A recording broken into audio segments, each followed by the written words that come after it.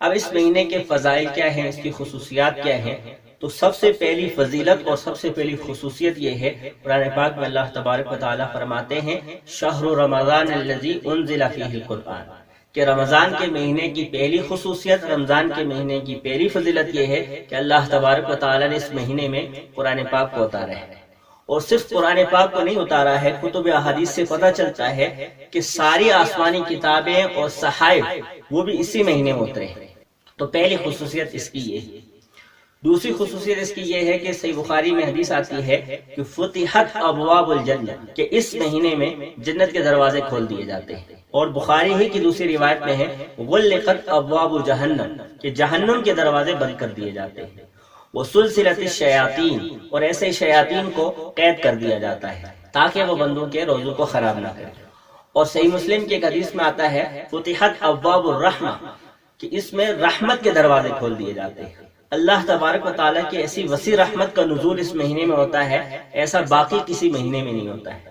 اور اس وسیع رحمت کا اثر ہم یہ دیکھتے ہیں کہ ترمذی کی روایت میں آتا ہے کہ اس مہینے کی ہر رات میں لوگوں کو جہنم سے آزادی کا پروانہ جاری کیا جاتا ہے، ان کو جہنم سے خلاصی عطا کی جاتی ہے۔ وَلِلَّهِ عُتَقَاءُ مِنَ النَّارِ، کہ اللہ تبارک و تعالیٰ کے لیے اس کی ہر رات میں لوگوں کے لیے جہنم سے آزادی، اللہ کی طرف سے آزادی کے پروانے جاری کیے جاتے ہیں۔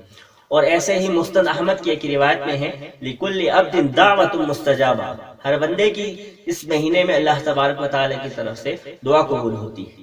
اور اس مہینے کے فضائل اور اس کی خصوصیات میں یہ بات داخل ہے کہ اس مہینے میں بندہ مومن کے اعمال کی قدر و منزلت رب تعالیٰ کے ہاں بڑھ جاتی ہے۔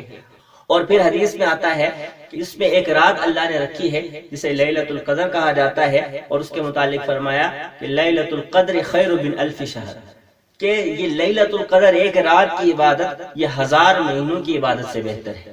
تو یہ اس کے فضائل کے پہلو ہیں۔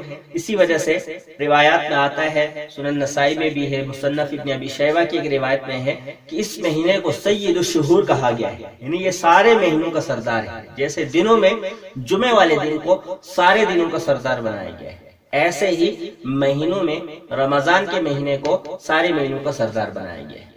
تو یہ تو اس کی فضیلت کا پہلو تھا کہ اس کے فضائل کیا ہے۔